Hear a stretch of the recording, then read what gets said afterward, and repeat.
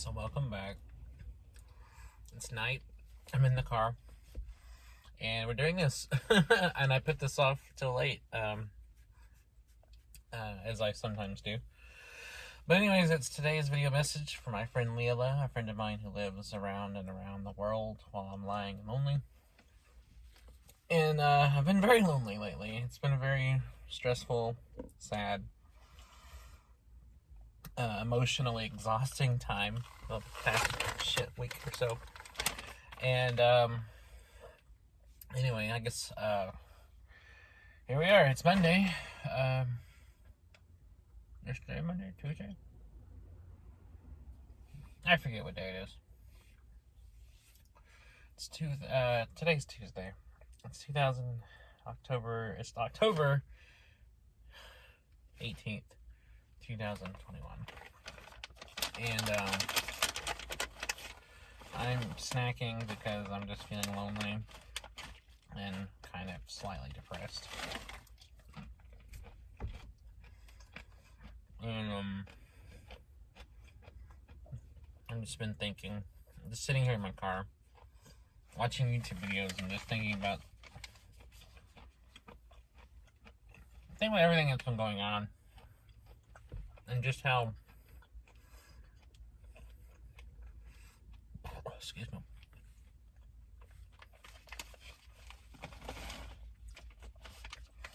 and just how things are temporal and fleeting and nothing matters, and just the insignificance of the universe, and also just the personal things about just how I thought I could trust somebody and how it turns out they couldn't be trusted, and how I kind of uprooted my whole life and now I'm trying to settle everything back down and fucked myself over essentially, and I'm trying to repair all the personal damage I've done by trying to settle back into my life after this person essentially led me on a goose chase across the country.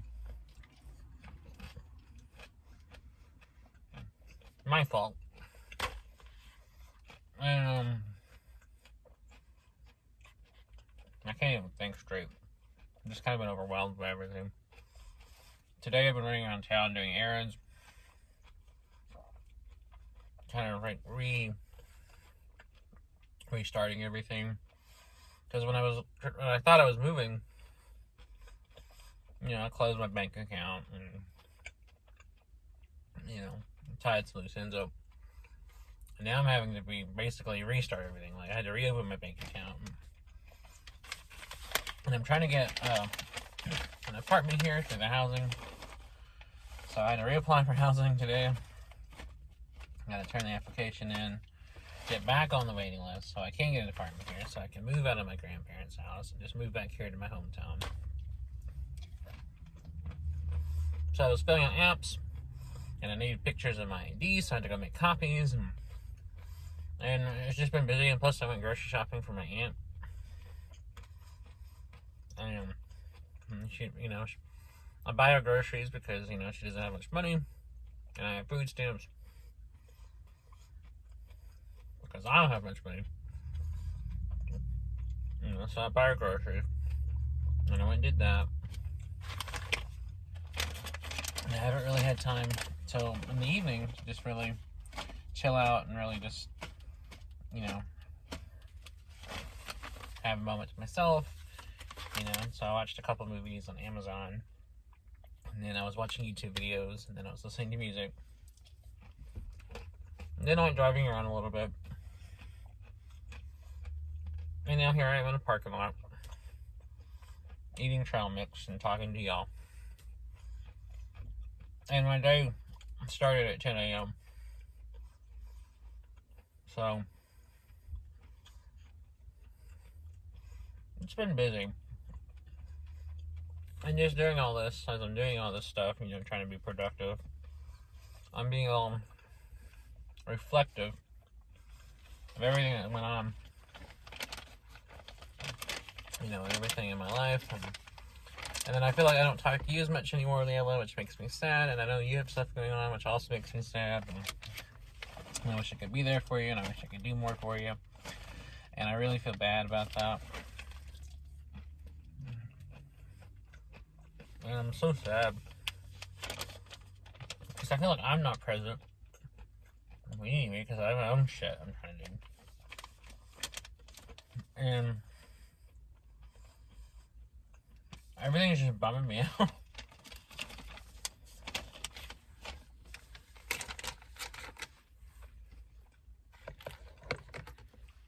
Just listening to myself talk now, I feel like a bummer.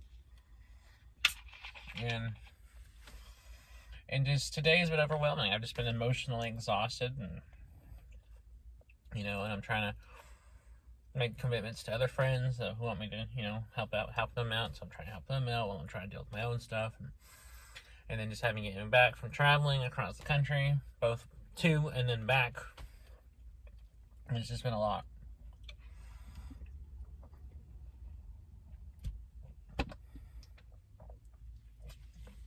But I don't know. Excuse me. I sometimes just feel like I'm just bottling everything up. I'm not trying to bottle everything up. I'm trying to deal with stuff, and I don't have an outlet for it. And normally I would write about stuff, but I've been like blocked. I haven't written anything since. I've written some poems, but I haven't written like short fiction or poetry in a while, or short fiction or stuff like that in a while. And really, just the only creative writing I've been doing is just writing some short poems here and there the past few months. I was trying to work on some stuff, and that failed by the wayside, and I want to get back to it, but I can't, and I feel like the longer I'm away from it, the more I'm almost like forgetting how to write, and it's scary. Because if I get away from writing too long, I kind of have to reteach myself how to write prose. And the majority of my writing is poetry, but when I try to write fiction or essays or something, like I have to kind of almost each time reteach myself the craft, to reteach myself how to do it, because I get this thing where if I get blocked and I'm blocked for too long and I don't sit down and write anything for a while, I almost forget how. And the longer I do it, the more I forget how. And it's a weird thing. It's a weird thing to kind of have to relearn how to do something. It's I imagine a lot of things are like that. I mean, I imagine if like if you haven't ridden a bicycle in a while, it's probably the same kind of thing. You kind of have to reteach yourself balance, reteach yourself how to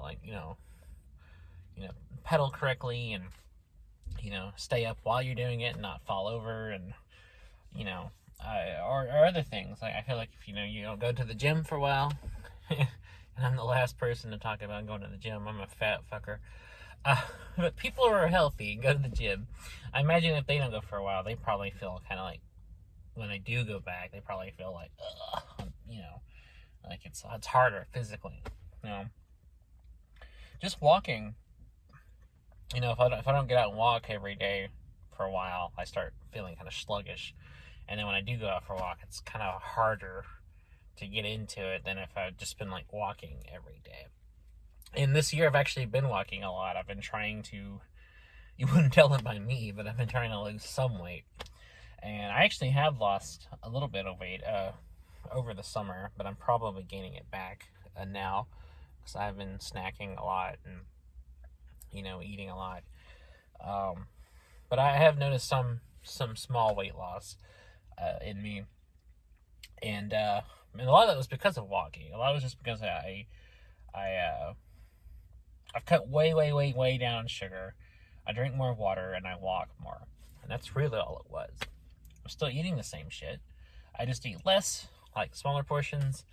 I eat far less sugar now. And I drink more water, and I walk, and that's actually helped me lose a lot of weight. Well, not a lot, but enough to be noticeable to me anyway, and to my doctor. My doctor was surprised. And so I've been trying to walk, but like the last few weeks I haven't been, like since about I think August, I kind of stopped at the end of August, and so through September and now into October, I just haven't walked as much. So, that, I mean, I kind of liken to writing, because it's been even longer since I've written. The last like prose thing was something I was working on back in like July, and I didn't even get very far. It just kind of fell by the wayside, and I I didn't really progress very much. And like a lot of writing projects, I abandoned it. I'm really good at starting shit and then not finishing it. I wish I could finish more short stories, um, and less cheeseburgers, because I need to fucking like stop eating so much. I think I'm eating a lot now because I'm so stressed. I think that's because I am one of those people. I am one of those people who does that. If I get stressed out, I start eating. It's something I've always done. I know it's not healthy, mentally or physically, but it's the way it is. I haven't done it as much lately, but I still do it sometimes. And when I was younger, I did it far more often, and I was a lot fatter then, and and last year during lockdown, I had nothing but free time, so all I did was like cook, eat huge meals alone, watched a lot of like Amazon Prime and Netflix stuff, listened to a lot of audiobooks, and little else. The only other thing I did was sleep. And I was really depressed last year, and felt alone, like in all senses of the word. And I got to the point where all I did was sleep, eat, and watch like movies and stream TV shows. And I got so fucking like tired of everything, and even just the basic functions of living, that I stopped showering for a while, and stopped taking really care of myself. I just ate, slept, and that's all I did for a while. And I did get out of that eventually at the beginning of this year, but the end of last year, from about, I'd say about maybe September through February, was a really, really rough stretch in my life. And I was going through a lot, and I was eating a lot, and I was alone all the time, and I wanted to be alone because I was sad. I didn't want to be around people. And I was also just alone in the sense of I was living in another state, or I didn't know anybody. I knew one person who I'd actually worked with, and who was a friend of mine that I'd actually known for years, who invited me to work in this position, so I moved there. And the more I spent time with this old friend, the more I realized they're not really a friend. Well, I mean, they are, but they aren't. Their intentions were good, but they were very manipulative and tried to like control me and make all my decisions for me, and very much tried to have like this control thing where they wanted to control every aspect of my life and how I did everything, and make all my decisions for me and call all my shots for me, and didn't want me to do anything for myself or make any of my own decisions or do anything that contradicted what they wanted, and kind of vehemently kind of like pushed their agenda on me, and I got really withdrawn, and I got very tired of it, and I just realized that this person is just getting worse and worse about this kind of thing, and I just realized I don't want to be around this person anymore. And I'd been friends with them for a long time before I realized this, and I don't know if they were all this way or if they just became more gradually so over time, because that story alone is long. We have a long, long history together. We've known each other for, I wouldn't say several, but I mean, years. We've known each other, a fairly long period of time. And we were both very different people when we met. We were in very different places in our lives. We were very different people. I was nothing like I am now, and nothing really like they weren't really nothing like they are now. And we kind of both grew, and I would say in some ways even regressed in some ways, both of us, and over time. And we just kind of grew in such different directions that just, we weren't compatible as people. And so that put a strain on our friendship, which made it difficult, I think, for, definitely for me to be around, but I'm sure maybe even some things about me that are difficult for them to be around. And our upbringing and just, our history have also put strain on things because of how we deal with things and how we cope with things. And we do have a lot of similarities, especially in our history, especially the way we grew up and the kind of childhood we had. But we're also just different enough as people to where it's just already can create conflict, and that can already create strain on things. But just the way this person was, I wouldn't say, well, maybe they're not becoming, but when I started really noticing this, trait in this person to just really kind of want to kind of dominate my life, smother me, really. The more I realized I got to get out of this. And so when my lease ran out of my apartment, I actually tried moving in with this person. And the plan at the time was, I was going to rent out their room, try to get a job, and just pay them to live there. Much like I had done with a different roommate before. Once upon a time, I had rented out a room for somebody else here in my hometown, lived there for a couple of years, and then ended up moving out when that relationship started, which really wasn't my fault so much as just theirs. This was a little different. This situation with my ex-friend in that particular time and place was a lot different than the time I rented a room here. That's a different story. So back to this story. So I, around this time, I moved in. Not really moved in. I just moved a few things, and most of my stuff was still here in my car. I packed up everything in my apartment, left it here in the car, and just was kind of staying for, a week or so. Kind of really deciding what my next move was going to be. And so we kind of tenuously agreed that I would stay there, get a job, and then pay rent on the room. That was kind of our tenuous plan. But during that time, I was renting the room and I was living there in their apartment. I started realizing kind of full force, oh shit, this isn't working. Not only is this not working, but it made me realize that every time, because we've been roommates a few times before in other places, every time we've lived together, it's never worked. And it made me realize that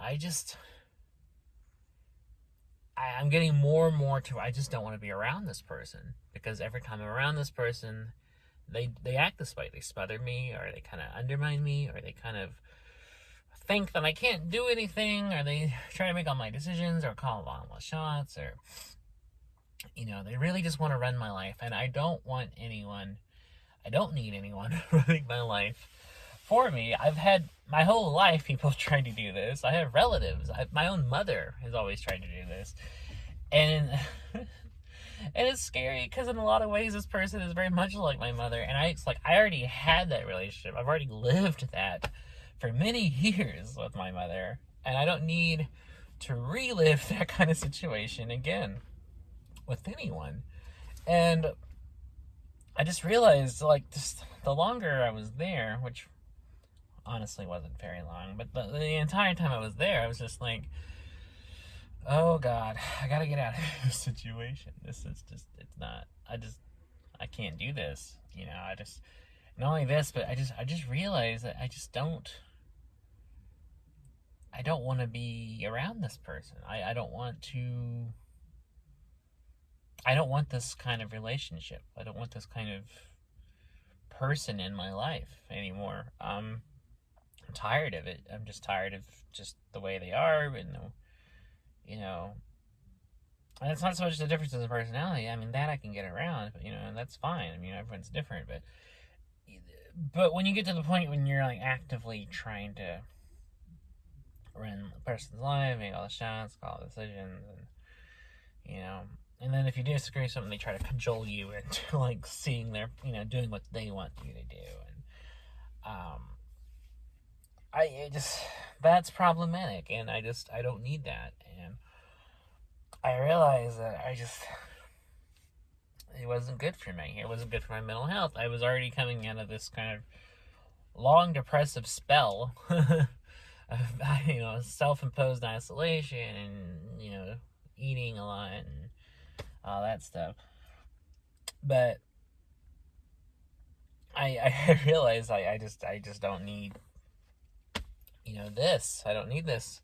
I don't, this person, his influence is just negative, and it's, psychologically harmful to me.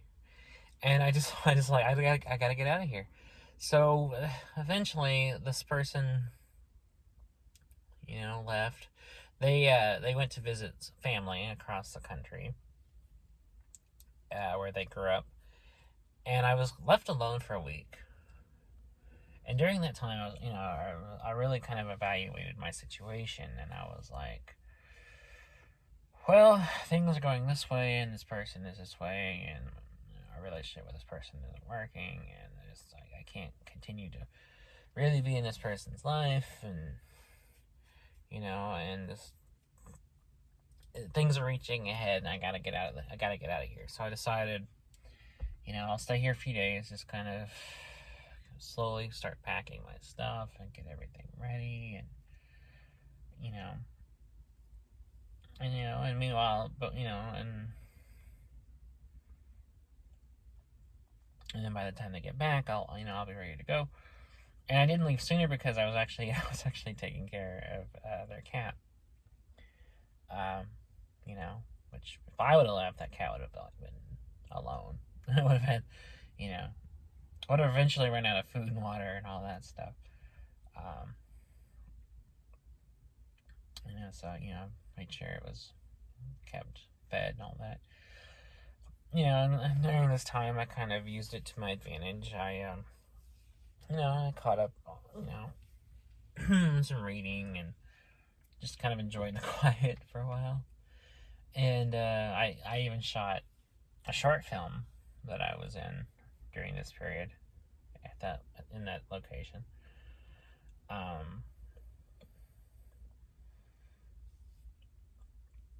And so I just really took advantage of the situation, and then I split. And I ended up moving back here, and I had to move back in with my grandparents, who I've lived with off and on in the last few years.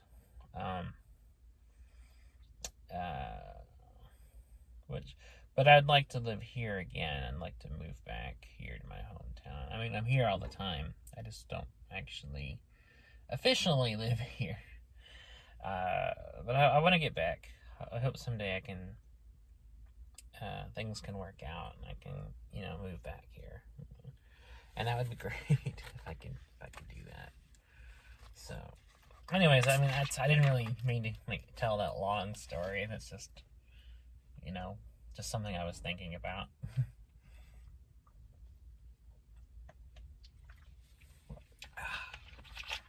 And I don't know. I guess I thought of that because I was thinking about other friends that I've had to cut ties with. I had to ghost. And I'm not the type usually to do that. I mean, you have to give me a reason. I'm not just going to ghost you. If things are going okay and you're a good person and we have a good friendship. But I have had a lot of friends I did just have to cut out entirely, just never speak to again, for one reason or another. But it was always something because it was toxic in some way, or it was somebody I realized oh, you're not who I thought you were, that kind of thing, which has happened a lot, or I start noticing things that are and I know this term gets thrown around a lot, but it's genuinely true in this case when I say this, but there are things that I've noticed that are truly red flags. And I mean that in the actual sense, not just in the sense that people frivolously use it to call anything that they mildly dislike. But I'm talking like actual troubling shit that is an actual red flag. That I would notice arise. And then when I saw that, that's when I noped out of that situation. I was like, no, fuck this. So, I'm normally, if I am friends with somebody, I do my best, to be a good friend, to be a loyal friend and, be there for them and help them and, all that stuff. It's just, I've had to get out of certain situations due to certain things like that. Like I had one friend once who seemed like a nice guy. He seemed okay. And he was a little rough around the edges sometimes, but overall he seemed like a nice guy. By that I mean he could be a little abrasive and sometimes say some rude stuff that wasn't really meant as rude, but was uncouth, that kind of thing. But then I just severed ties with him when I found out like he's actually actually is a racist and stuff. And I was like, oh, okay. So I thought you were just mildly rude before. No, it turns out you're just a shitty human being. Gotcha. That kind of thing. Or just other things like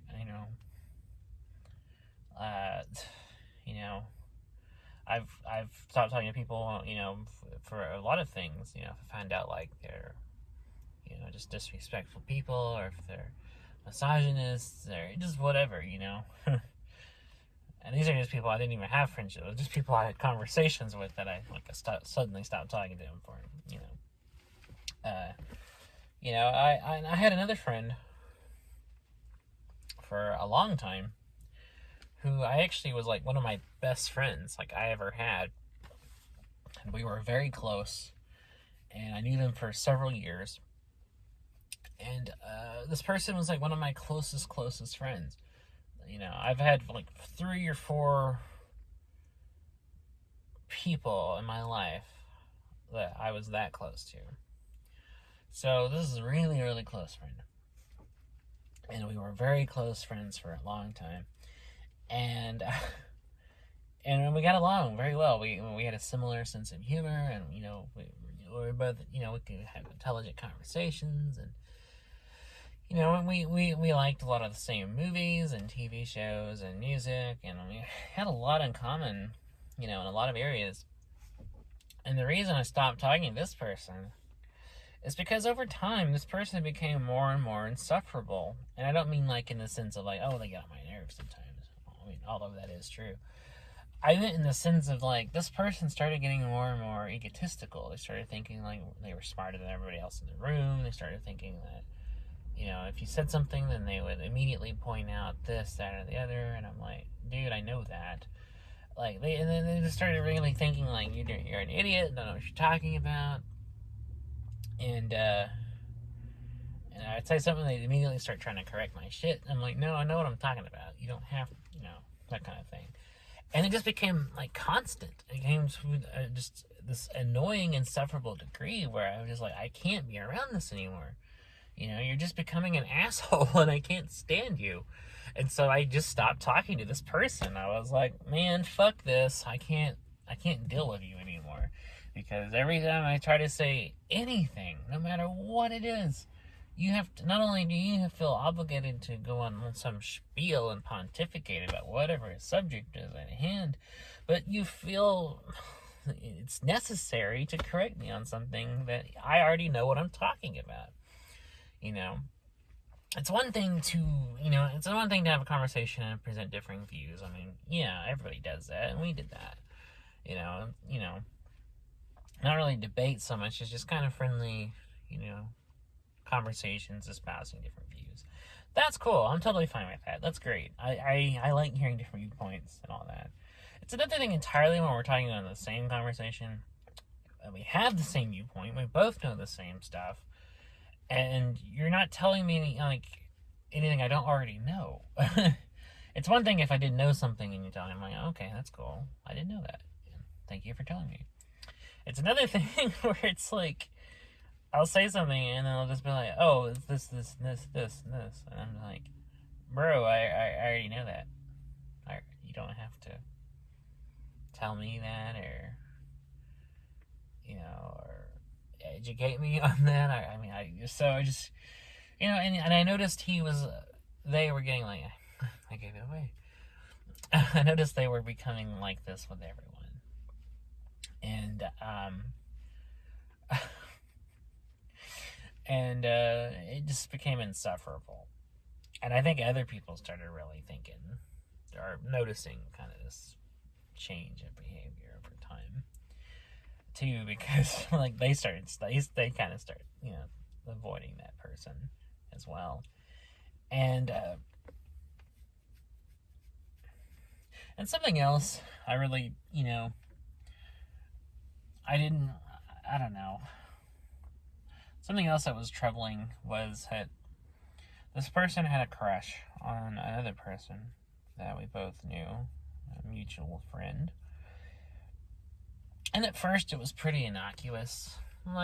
Just the person liked the person, or, they try to have a conversation and that kind of thing, which is fine. I mean, just, I myself have had plenty of crushes on people where, and I'm not acting on it, but, I don't mind talking to the person if we have a conversation.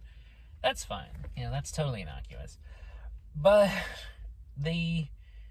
over time I noticed, something that, and I also heard things I didn't see later on from other people, that this person became a little, not like alarmingly so, but a little tiny bit creepy.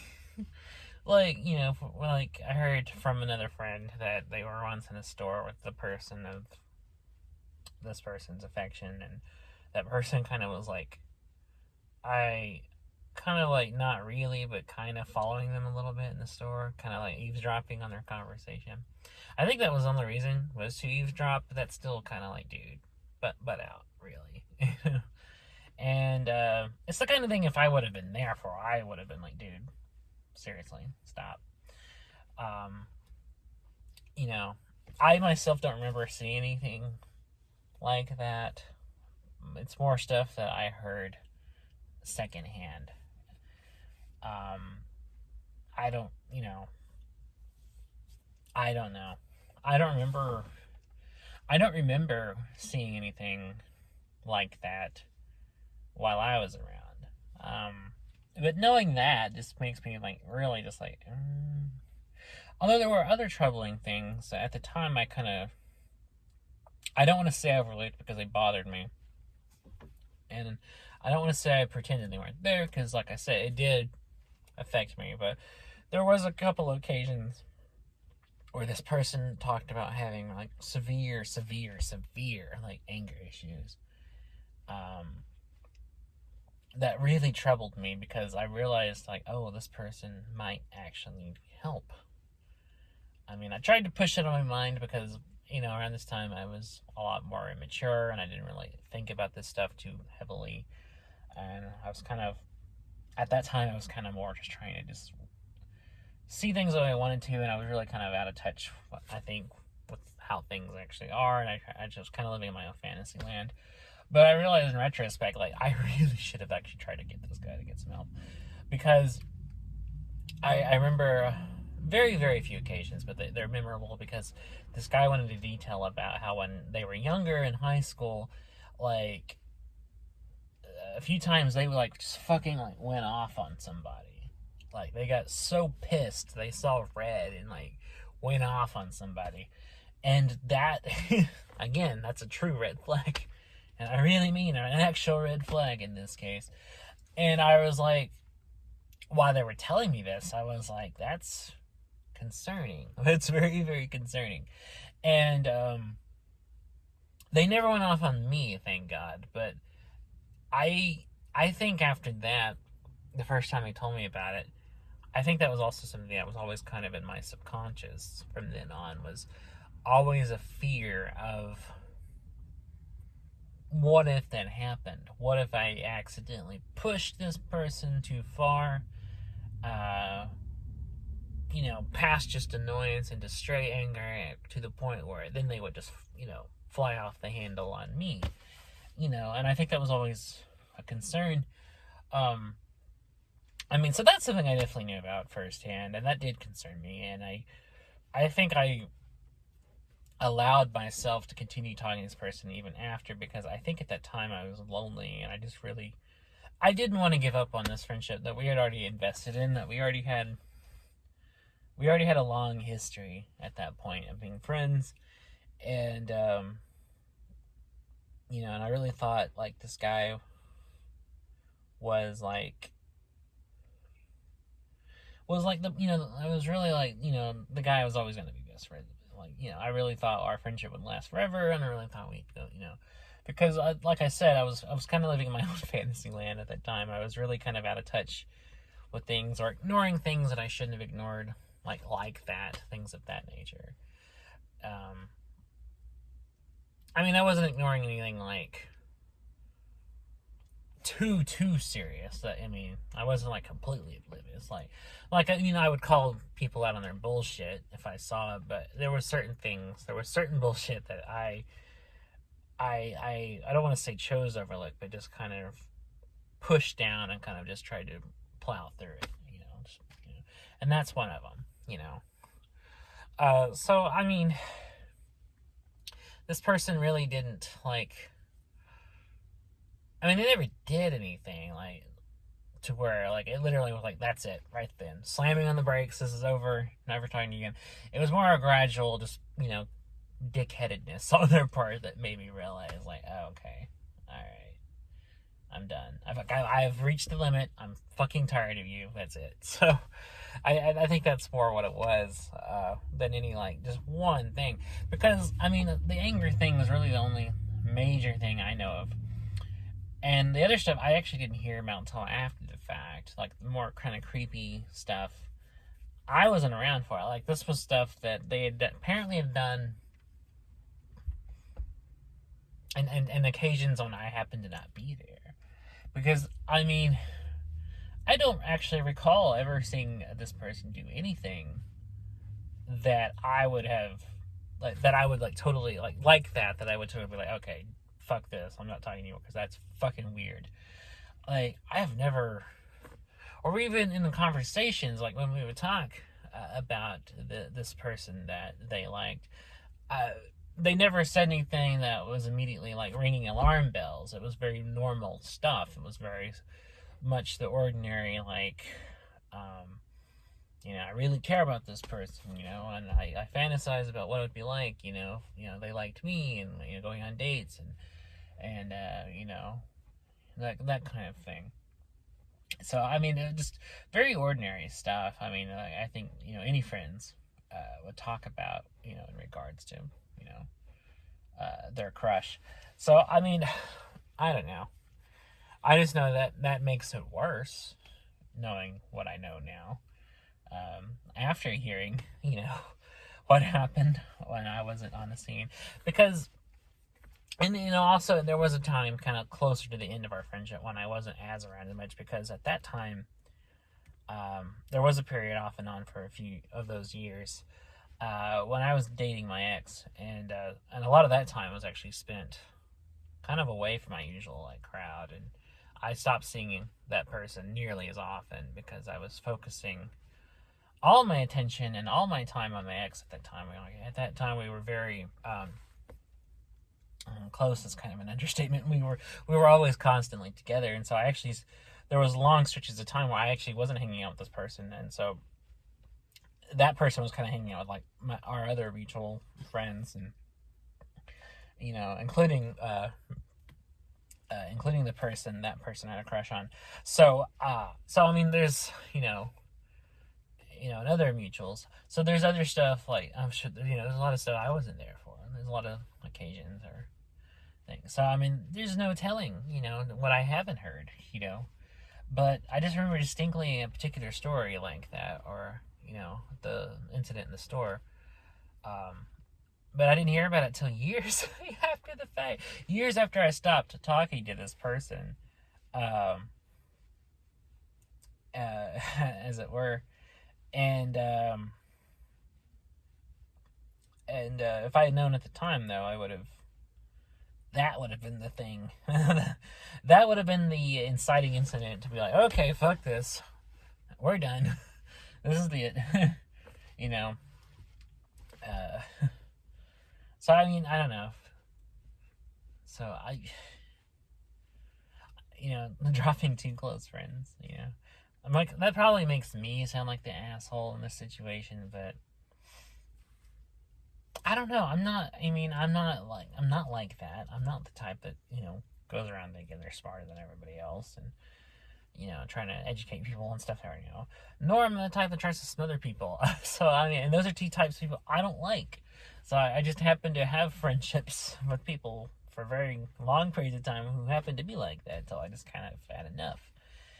And I think that says a lot about me, actually, in the sense that for a long time, I didn't stick up for myself. I didn't have a backbone. I didn't, stand up to people. So I think I did endure a lot more than I should have during those years with those friendships, because at the time, I had so little self-confidence that I just felt like, even if they did something shitty here and there, I think I just would have been like, oh, that sucks, but, they're my friend, Instead of like, look here, asshole, like I would be now. I mean, I've changed a lot over the years. I mean, I've, not to pat myself on the back, but I mean, I have grown a lot over these years, and I've changed a lot for the better, and I'm not the same person I was then. I'm not even the same person I was like 5 years ago. I'm not even the same person I was, I would say, 2 years ago. I mean, a lot's happened. Some of it in very, very fast spans of time. That just, kind of affected me and made me stronger. It made me more bold, made me more kind of unafraid to take risks and unafraid to stand up for myself. And even though, I mean, I do still now have I do have a low opinion of myself, but it's not as bad. I still have a sense of, however small, I do still have a sense of self-worth. And, I guess, I mean, while I may not have much, I do have a little self-respect now. A very minute amount. So I'm less inclined these days to put up with such bullshit. Especially after putting up with people's bullshit my whole life, not just from people like that, or just strangers or classmates in school, but even my fucking family. My family have done the most out of anyone, the most psychological trauma, and fucked me up more than anybody else ever has. And they're the inciting reason why I'm the way I am. They're the reason I have such so low self-confidence in myself. So by myself. So I just really am just, they're also just, I'm really weird. I'm just a really weird guy. And, and, I'm not as weird as I used to be, because I've somewhat pulled myself together more than I used to be, but, I'm still strange. But that strangeness, I think, is just a natural part of me, just growing up in the surroundings I have, and the conditions that, how anybody becomes weird. So, it's just how I am. And,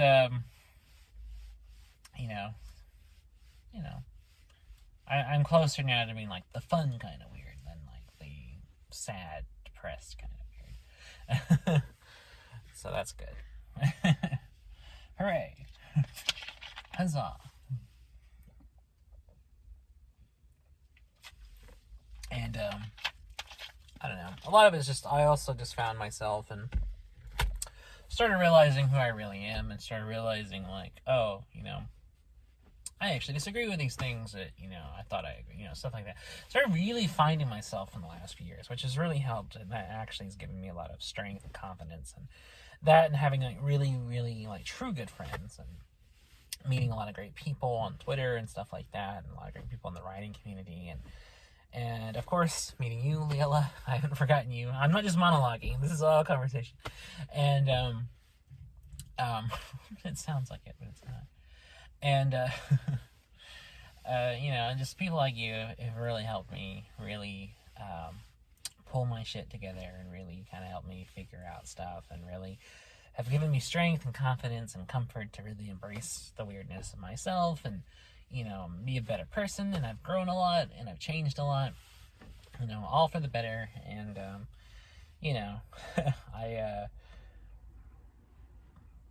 I'm really becoming, better, and I'm more whole now as a person than I've ever been, and I'm mentally I'm healthier than I've ever been, and I'm a lot more confident. Excuse me. This Diet Dr. Pepper is causing me to belch like crazy. That and all that, like, peanuts and raisins I ate, and and I'm just becoming better and stronger, and stronger, better, faster, stronger, harder, or however that song goes. And it's a work in progress. We're all works in progress. We're all running our private races to the end. And I'm running mine. So yeah. So I mean, that definitely helps too. And it's because I've grown a lot, and I've seen a lot, and I've experienced a lot, that has really helped me get to where I am now. And it's really helped me grow and developed, a spine. Helped me develop being able to say no and stand up for myself, and remove myself from, these shitty friendships. And, and I'm a lot, like I said a minute ago, I'm a lot more inclined now to to call people out on their bullshit, or like ghost them when I need to, or stuff like that. Like, I'm not afraid anymore to take care of myself. I'm like, self-health or self-care, self-care is key, and I'm here for it. Fuck anybody who's trying to make me feel bad about myself or being myself. I've had enough of that shit. So I don't need people like that in my life. And if you're gonna be like that in my life, then get the fuck out of it. Because I will remove myself out of it. And it's good. It's good. So yeah, any questions? I said all that to say that. So those are 3 very long stories, but that's the ultimate meaning behind them, is like, I got better. That makes me think of that Monty Python quote. She turned me into a newt. A newt. I got better. Oh, Monty Python. I love those guys. I love it. Oh, boy. It's sad that a few of those guys are gone. It breaks my heart knowing that, Graham Chapman's gone and Terry Jones is gone, and,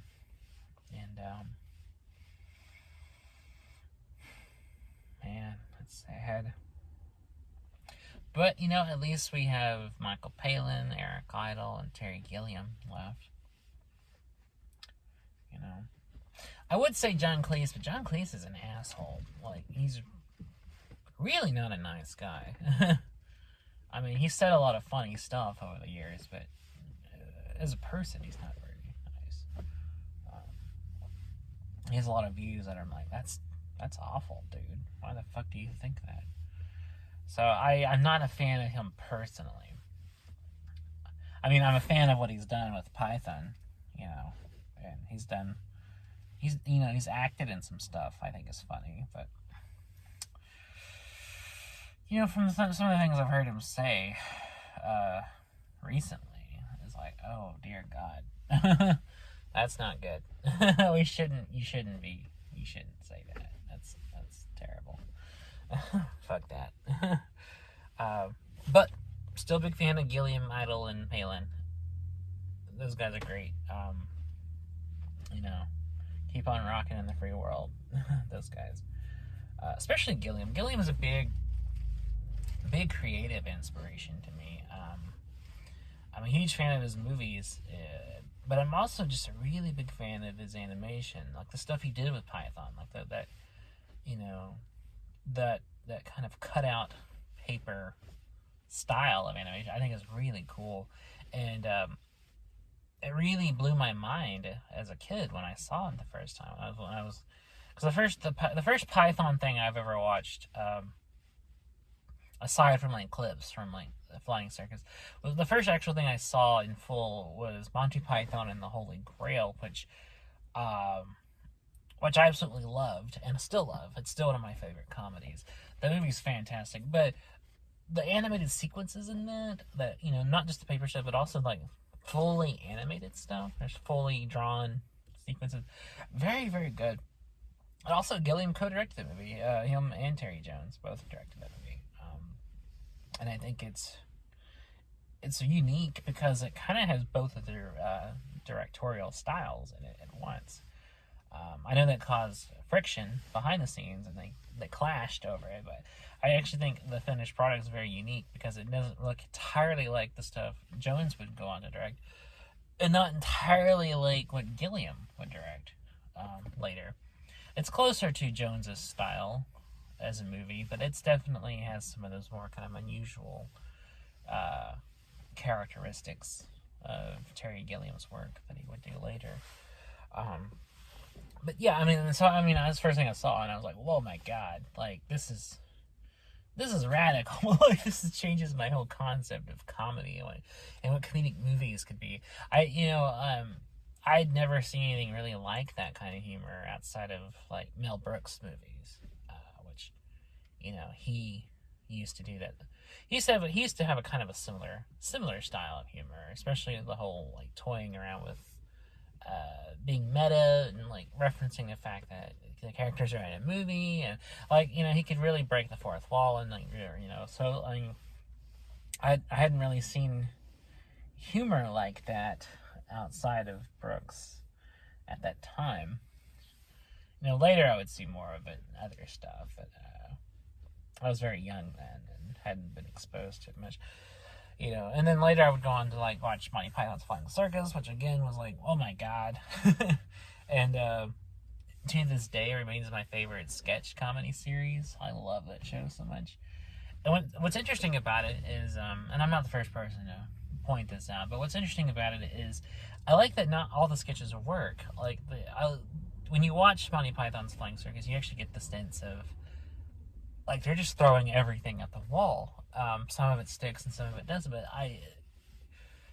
it's very courageous. It's courageous that they're just throwing shit out there, and and just some of it lands and some of it doesn't, and the stuff that works really works and the stuff that doesn't. But I admire that they don't care. Like they're amusing themselves. Like a lot of it, you get the sense of like they found this funny, so they're putting it in there, and I like that. And also some of the stuff that's not even like funny, I still admire because some of it's just really weird. Like not even really weird in a funny way. It's just weird, and I really like that. I like that. And so like just Monty Python's Flying Circus just as a series is just very interesting. It's no wonder it was so groundbreaking, innovative. They were doing lots of things no one had done. They invented the technique of the cold open. They did a lot of things in sketch comedy that television had never done before, which would later be done by everybody. Especially SNL, which they inspired. So they were really ahead of the curve, and they really invented their own style of humor. And not everybody does it. Like You know, like Python have had the biggest influence on comedy of anybody in modern history. They're so innovative and groundbreaking that I think everybody who does comedy, especially like comedic movies and TV shows and stuff, definitely owes them a huge debt of gratitude. You know, and I just love all their personal work they've done. Michael Palin's done some really interesting stuff, and he's in like travel documentaries and stuff that are really cool. And Eric Idle's done a lot of interesting stuff, and he's been in a lot of funny movies, and he's also written books and musicals, and he's a very creative guy. And Terry Jones went on to direct movies, you know, really good movies too. But Gilliam's always been my favorite because Gilliam, like, I think he's the most interesting of them, and he's the most creative and weirdest kind of mind, I think, of all of them, because he's very artsy and weird and funny and strange and cerebral, and it's kind of all these things at once. And you watch the films he would direct later, like Brazil, and you're just like, whoa, what a mind fuck. Like, it's so good. It's so satirical and wild and dark and interesting, and I love it. It's so good. And all those other movies are great too. Adventures of Baron Munchausen, Fisher King, Fear and Loathing in Las Vegas. Like, these are all great movies. Yeah, they're very weird and very interesting, and they have that really unique Gilliam style of filmmaking. I like that he uses like the widest lenses as possible when he shoots movies. It really gives them kind of like this wide, epic kind of scale and scope, and and he has a close-up, so everything looks weird and fucked up, and it's really interesting. You know, and just his mind, you know, is always running all over the place, you know, but there's a unified vision behind it. It's not just chaos and anarchy. There's a whole unified feel to his films, and everything he does kind of has that kind of wild, like Gonzo type like vibe, and I love it so much. But it's all very creative and technical and very like held together. You know, he has an artistic expertise behind it. It's not just it's not amateurish or experimental. You know very much there's a sense of control behind the camera, and there's a sense of control to everything working together to unify it all. And I think that's really interesting. But just you know, just him. He's a big creative inspiration to me, and I've always admired his work, whether it's in animation or directing or other things. And I would love to see him do other things. Like I would love to see him like write a novel. I think that would be amazing. I would definitely read that. Or you know, other things, or write an opera or something. Like, my God, that would be really interesting. Very, very whimsical and wonky and bizarre, and it would be fantastic. You know, I don't know if Terry's an opera guy or not, but that would be really cool to watch. So yeah, I would love it. And he's an interesting fellow, and I guess, I don't know, I also relate to him in a sense because he, even though he was one of the Pythons, he was also, I think, kind of an outsider even among them, because, I mean, he's an outsider anyway just because he has a very unique vision in the world. I think that sets him apart from anybody else, but he's a very creative and unique guy. But I think, because even amongst that group, he was the outsider, because at first, I mean, his whole role originally was just to do animation. He'd done animation for other stuff, and they liked it, and and they incorporated it, and he was more of just kind of an outlier. But then later he became like a full integral member of the group, and became like, one of the six guys. He was one of the, he was credited as a writer and actor with the rest of them.